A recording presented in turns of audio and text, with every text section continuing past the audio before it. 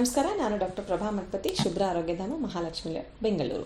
ಇವತ್ತು ನಾವು ಯಾವ ಥರ ಡೈಟನ್ನು ನಾವು ಬ್ಲಡ್ ಪ್ರೆಷರ್ ಇರೋರು ಅಥವಾ ಯಾರಿಗೆ ಬ್ಲಡ್ ಪ್ರೆಷರ್ ಪ್ರೋನ್ ಇದೆ ಬರಬಹುದು ಅಂತ, ಹೆರಿಡಿಟ್ರಿ ಹಿಸ್ಟ್ರಿ ಆಗಿರ್ಬೋದು, ನಾನು ಹೇಳಿದೆ ಲಾಸ್ಟ್ ಟೈಮು, ರಿಸ್ಕ್ ಫ್ಯಾಕ್ಟರ್ಸ್ ಯಾರ್ಯಾರಿಗಿದೆ ಅವರು ಇದನ್ನು ಚೇಂಜಸ್ಸನ್ನು ಮಾಡ್ಕೋಬೋದು.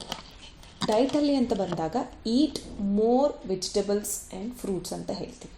ಮೋರ್ ವೆಜಿಟೇಬಲ್ಸ್, ಪರ್ಟಿಕ್ಯುಲರ್ಲಿ ವೆಜಿಟೇಬಲ್ಸ್ ಅಂತ ಬಂದಾಗ ಗ್ರೀನ್ ಲೀಫಿ ವೆಜಿಟೇಬಲ್ಸ್ ಅಂತ ಹೇಳ್ತೀವಿ. ಲೈಕ್ ಪಾಲಕ್ ಆಗಲಿ, ಮೇಥಿ ಆಗಲಿ, ಅಂದರೆ ಮೆಂತ್ಯ ಸೊಪ್ಪು, ಪಾಲಕ್ ಸೊಪ್ಪು, ಬೇರೆ ಬೇರೆ ಥರದ ಸೊಪ್ಪನ್ನು ಜಾಸ್ತಿ ಯೂಸ್ ಮಾಡಿ.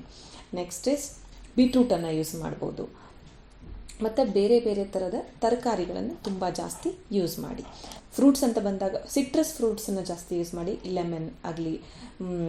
ಲೆಮನ್ ಆಗಲಿ, ಆರೆಂಜ್ ಆಗಲಿ, ಪೈನಾಪಲ್ ಆಗಲಿ, ಈ ಥರ ಸಿಟ್ರಸ್ ಫ್ರೂಟ್ಸನ್ನು ಜಾಸ್ತಿ ಯೂಸ್ ಮಾಡಿ. ಅದ್ರ ಜೊತೆಗೆ ನೀವು ಪೊಮೊಗ್ರಾನೇಟ್ ಯೂಸ್ ಮಾಡ್ಬೋದು, ವಾಟರ್ಮೆಲನ್ ಯೂಸ್ ಮಾಡ್ಬೋದು.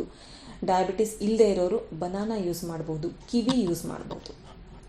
Next is take those dairy products which are less in fat ಅಂತ ಹೇಳ್ತೀವಿ. ತುಂಬ ಹೈ ಫ್ಯಾಟ್ ಇರೋ ಹಾಲು ಆಗಲಿ, ಮೊಸರು ಆಗಲಿ, ಇದನ್ನು ಸ್ವಲ್ಪ ಅವಾಯ್ಡ್ ಮಾಡಿಬಿಟ್ಟು ತುಂಬ ಥಿನ್ ಮಿಲ್ಕ್ ಅಂತ ಹೇಳ್ತೀವಿ, ಕಮ್ಮಿ ಫ್ಯಾಟ್ ಇರೋ ಮಿಲ್ಕನ್ನು, ಹಾಲಿನ ಪದಾರ್ಥಗಳನ್ನು ಯೂಸ್ ಮಾಡಿ. ಸ್ಪೆಷಲಿ ನಾವು ಯೋಗರ್ಟ್ ಯೂಸ್ ಮಾಡಿ ಅಂತ ಹೇಳ್ತೀವಿ. ಯೋಗರ್ಟ್ ಯಾಕೆ ಅಂತಂದರೆ it is rich in probiotic, so it can maintain your mind and body ಅಂತ ಹೇಳ್ತೀವಿ.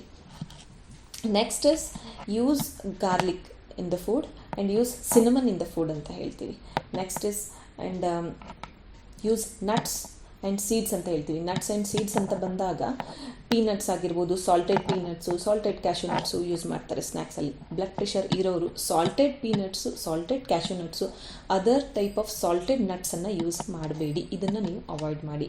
ಸಿಂಪಲ್ ನಟ್ಸ್ ಯೂಸ್ ಮಾಡಿ, ಬೇಡ ಅಂತನ್ನಲ್ಲ, ಆದರೆ ನಟ್ಸ್ ಆ್ಯಂಡ್ ಸೀಡ್ಸ್ನ ಜಾಸ್ತಿ ಪ್ರೋಟೀನ್ ರಿಚ್ ಫುಡ್ಡನ್ನು ನೀವು ರಾತ್ರಿ ಯೂಸ್ ಮಾಡೋದು ಕಮ್ಮಿ ಮಾಡಿ. ಮಧ್ಯಾಹ್ನ ಯೂಸ್ ಮಾಡಿ, ಬೆಳಗ್ಗೆ ಯೂಸ್ ಮಾಡಿ, ಸ್ನ್ಯಾಕ್ಸಲ್ಲಿ ಯೂಸ್ ಮಾಡಿ, ಬಟ್ ಪ್ರೋಟೀನ್ ರಿಚ್ ಫುಡ್ಡು ರಾತ್ರಿ ಯೂಸ್ ಮಾಡೋದನ್ನು ನೀವು ಕಮ್ಮಿ ಮಾಡಿ.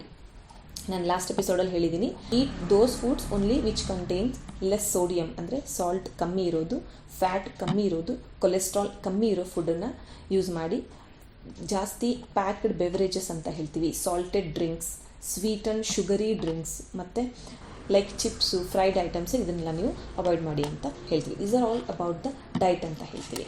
When it comes to yoga ಅಂತ ಬಂದಾಗ, according to the yoga, all the lifestyle disorders they are having the roots from the mind ಅಂತ ಹೇಳ್ತಾರೆ. ಅಂದರೆ ರಿಸರ್ಚಲ್ಲಿ ಎಲ್ಲ ಲೈಫ್ ಸ್ಟೈಲ್ ಡಿಸಾರ್ಡರ್ಗಳು ಶುರು ಆಗೋದು ಸ್ಟ್ರೆಸ್ಸಿಂದ ಅಂತ ಹೇಳ್ತಾರೆ. ಲೈಫ್ ಸ್ಟೈಲ್ ಡಿಸಾರ್ಡರ್ಸ್ ಅಂತ ಬಂದಾಗ all these life style disorders, like ಇದೇನೋ ಹೇಳ್ತೀವಿ, ಒಬ್ಯಾಸಿಟಿ ಆಗಿರ್ಬೋದು, ಥೈರಾಯ್ಡ್ ಆಗಿರ್ಬೋದು, ಫೀಮೇಲ್ ಪ್ರಾಬ್ಲಮ್ಸ್, PCOS ಆಗಿರ್ಬೋದು, ಬೇರೆ ಬೇರೆ ಡಯಾಬಿಟೀಸ್ ಆಗಿರ್ಬೋದು, ಬೇರೆ ಬೇರೆ lifestyle disorders all having their roots from the mind ಅಂತ ಹೇಳ್ತೀವಿ. So to calm down the mind ನಾವು ಆಸನಗಳು ಮಾಡಿ, ಪ್ರಾಣಾಯಾಮ ಮಾಡಿ, ಮೆಡಿಟೇಷನ್ ಮಾಡಿ ಅಂತ ಹೇಳ್ತೀವಿ. ಬ್ಲಡ್ ಪ್ರೆಷರ್ ಇರೋರು ಯಾವ್ಯಾವ ಥರದ ಆಸನಗಳನ್ನು ಮಾಡಬೇಕು? ತುಂಬ ಥರದ ಆಸನಗಳಿವೆ. ಸ್ಪೆಷಲಿ ನಾನು ಹೇಳೋದು ಆಸನಗಳು ಅಂತ ಬಂದಾಗ ಬಟರ್ಫ್ಲೈ ಪೋಸ್ ಅಂತ ಹೇಳ್ತೀವಿ. ಬಟರ್ಫ್ಲೈ ಪೋಸ್ ಮಾಡಿ, ಮತ್ತು ಆ್ಯಂಕಲ್ ಸ್ಟ್ರೆಚ್ ಬ್ರೀದಿಂಗ್ ಅಂತ ಹೇಳ್ತೀವಿ, ಅದನ್ನು ಕೂಡ ನೀವು ಮಾಡ್ಬೋದು. ಮತ್ತು ಪರ್ವತಾಸನ ಮಾಡ್ಬೋದು, ಮತ್ತು ದೃಢಾಸನ ಮಾಡಬಹುದು, ಮತ್ತು ನೀವು ಶವಾಸನ ಕೂಡ ಮಾಡ್ಬೋದು. ಬಟರ್ಫ್ಲೈ ಪೋಸ್ ಅಂತ ಬಂದಾಗ ಯಾರಿಗೆ ಸಿಯಾಟಿಕಾ ಇದೆ, ಯಾರಿಗೆ ನರ್ವ್ ಡಿಸಾರ್ಡರ್ಸ್ ಇದೆ ಲೋವರ್ ಲಿಮ್ಸಲ್ಲಿ, ಮತ್ತು ಯಾರಿಗೆ ನೀ ಇಂಜುರಿ ಇದೆ, ಅವರು ಬಟರ್ಫ್ಲೈ ಪೋಸನ್ನು ಅವಾಯ್ಡ್ ಮಾಡಬೇಕು. ಸೆಕೆಂಡ್, ನೀವು ಪರ್ವತಾಸನ ಅಂತ ಬಂದಾಗ ಪರ್ವತಾಸನ ನೀವು ಮಾಡಬಹುದು, ಆದರೆ ಯಾರಿಗೆ ಶೋಲ್ಡರ್ ಪೇನ್ ಇದೆ, ಯಾರಿಗೆ ಶೋಲ್ಡರ್ ಇಂಜುರಿ ಆಗಿದೆ, ಯಾರಿಗೆ ಶೋಲ್ಡರ್ ಆಪ್ರೇಷನ್ ಆಗಿದೆ, ಯಾರಿಗೆ ಫ್ರೋಝನ್ ಶೋಲ್ಡರ್ ಇದೆ, ಯಾರಿಗೆ ವೆರಿಕೋಸ್ ವೇನ್ ಇದೆ, ಇವರು ಇದನ್ನು ಪರ್ವತಾಸನ ನೀವು ಅವಾಯ್ಡ್ ಮಾಡಬೇಕು. Next is ankle stretch breathing. ಯಾರಿಗೆ ರೀಸೆಂಟಾಗಿ ನೀ ಸರ್ಜರಿ ಆಗಿದೆ, ನೀ ರಿಪ್ಲೇಸ್ಮೆಂಟ್ ಆಗಿದೆ, ಅವರು ಇದನ್ನು ಅವಾಯ್ಡ್ ಮಾಡಿ. ನೆಕ್ಸ್ಟ್ ಇಸ್ ದೃಢಾಸನ ಮತ್ತು ಶವಾಸನ ಅಂತೇಳಿ ಹೇಳ್ತೀವಿ. ದೃಢಾಸನ ಬ್ಲಡ್ ಪ್ರೆಷರ್ ಇರೋರು ಮಾಡಿದ್ರೆ ತುಂಬ ಒಳ್ಳೆಯದು. ಯಾರು ಮಾಡಬಹುದು, ಲಿಮಿಟೇಷನ್ ಯಾರಿಗೆ ಅಂತಂದರೆ, ಯಾರು ಮೈಂಡ್ ಡಿಸಾರ್ಡರ್ಸಿಂದ ಮೆಡಿಸನ್ ತೊಗೋತಾ ಇದ್ದೀರಾ, ಯಾರಿಗೆ ಸಿವಿಯರ್ ಸ್ಟ್ರೆಸ್ ಇಶ್ಯೂಸ್ ಇದೆ, ಅವರು ಆನ್ ಮೆಡಿಕೇಷನ್ಸ್ ಯಾರಿದ್ದೀರ, ಯಾರಿಗೆ ಕಂಟ್ರೋಲಲ್ಲಿ ಇರೋದಿಲ್ಲ, ಸೊ ಅವರು ಇದನ್ನು ಅವಾಯ್ಡ್ ಮಾಡಿ. ಶವಾಸನ ಅಂತ ಬಂದಾಗ all people can do shavasana ಅಂತ ಹೇಳ್ತೀವಿ, to calm down your mind. But ಯಾರಿಗೆ ಸಿವಿಯರ್ ಕೋಲ್ಡ್ ಕಾಫ್ ಇದೆ, ತುಂಬ ಕಾಫ್ ಬರ್ತಾ ಇದೆ, ಬ್ರೀದಿಂಗ್ ಪ್ರಾಬ್ಲಮ್ಸ್ ಇದೆ, ಅಸ್ಥಮಾ ಇದೆ, ಯಾರಿಗೆ ಈ ಥರದ ಅಸ್ಥಮಾ ಈ ಥರದ ಪ್ರಾಬ್ಲಮ್ಸ್ ಇದೆ, ಇವರು ಆ ಸಿಂಟಮ್ಸ್ ಕಂಟ್ರೋಲಿಗೆ ಬರೋವರೆಗೂ ಈ ಶವಾಸನ ನೀವು ಅವಾಯ್ಡ್ ಮಾಡಿ. Rest of the people you can do all these types of asanas except these type of limitations ಅಂತ ಹೇಳ್ತೀವಿ. ಪ್ರಾಣಾಯಾಮ ಅಂತ ಬಂದಾಗ ನಿಧಾನವಾಗಿ ಸ್ಟಡಿಯಾಗಿ ಮಾಡಬೇಕು. ಇನ್ಹೇಲ್ ಮತ್ತು ಹೋಲ್ಡಿಂಗ್ ಮತ್ತು ಎಕ್ಸೇಲ್ ಎಲ್ಲ ಕೂಡ ಸ್ಟಡಿಯಾಗಿ ನಿಧಾನವಾಗಿ ಬ್ರೀದಿಂಗ್ ಪ್ರಾಕ್ಟೀಸ್ ಮಾಡ್ತಾ ಹೋಗಬೇಕು. ಮತ್ತು ನಾನು ಹೇಳೋದು, ಯಾವಾಗ ನೀವು ಆಸನ ಮಾಡ್ತಾ ಇರ್ತೀರಾ, ಯಾವಾಗ ನೀವು ಪ್ರಾಣಾಯಾಮ ಮಾಡ್ತಾ ಇರ್ತೀರಾ, until and unless you become perfect, ಅಲ್ಲಿವರೆಗೂ yoga under guidelines, asana under guidelines, pranayama under guidelines ಅಲ್ಲೇ ಮಾಡಿ, ಕೋಚ್ ಅಂಡರ್ ಅಲ್ಲೇ ಇದನ್ನು ನೀವು ಮಾಡಿ. ಬ್ರೀದಿಂಗ್ ಪ್ರಾಕ್ಟೀಸ್ ಎಸ್ಪೆಷಲಿ ಎಲ್ಡರ್ಸ್ ಅಂತ ಹೇಳ್ತೀವಿ, ನನಗೆ ಗೊತ್ತಿದೆ ನಾನು ಮಾಡ್ತೀನಿ ಅಂತ ಹೋದಾಗ ಬ್ರೀದಿಂಗಲ್ಲೂ ಕೂಡ ಹೆಚ್ಚು ಕಮ್ಮಿ ಆದರೆ, ಯಾರಿಗೆ ಲಂಗ್ ಡಿಸಾರ್ಡರ್ಸ್ ಇದೆ ನಿಮಗೆ ಹೆಚ್ಚು ಕಮ್ಮಿ ಆಗೋ ಚಾನ್ಸಸ್ ಇರುತ್ತೆ. ಸೊ ಅದಕ್ಕೆ ನೀವು ಅಂಡರ್ ಗೈಡ್ಲೈನ್ಸ್ ಅಲ್ಲಿ ಯೋಗ ಥೆರಪಿಸ್ಟ್ ಆಗಲಿ, ಯೋಗ ಕೋಚ್ ಅಂತ ಹೇಳ್ತೀವಿ, ಅವ್ರ ಗೈಡ್ಲೈನ್ಸಲ್ಲಿ ನೀವು ಇದನ್ನು ಮಾಡಿ. When you will become perfect then ನೀವು ನೀವಷ್ಟಕ್ಕೆ ನೀವು ಮಾಡ್ಕೋಬೋದು. ಪ್ರಾಣಾಯಾಮ ಹೇಳ್ತಿದ್ದೆ ನಾನು. ಪ್ರಾಣಾಯಾಮ ಅಂತ ಬಂದಾಗ ಚಂದ್ರಭೇದ ಪ್ರಾಣಾಯಾಮ ಅಂತ ಹೇಳ್ತೀವಿ, ಅಂದರೆ ಲೆಫ್ಟ್ ನಾಸ್ಟ್ರಿಲ್ ಬ್ರೀದಿಂಗ್ ಅಂತ ಹೇಳ್ತೀವಿ. ಇನ್ಹೇಲ್ ಕೂಡ left nostril, close your right nostril, inhale from the left nostril and the same thing exhale also from the left nostril. Equal breathing ಅಂತ ಹೇಳ್ತೀವಿ. ಈಕ್ವಲ್ ಬ್ರೀದಿಂಗ್ ಅಂತ ಬಂದಾಗ ಬ್ರೀದಿಂಗ್ ಟೆಕ್ನಿಕಲ್ಲಿ ಎಷ್ಟು ಸೆಕೆಂಡ್ಸಲ್ಲಿ ನೀವು ಇನ್ಹೇಲ್ ಮಾಡಿದ್ದೀರಾ ಅಷ್ಟೇ ಸೆಕೆಂಡ್ಸಲ್ಲಿ ನೀವು ಕೂಡ ಎಕ್ಸೇಲನ್ನು ಮಾಡಬಹುದು.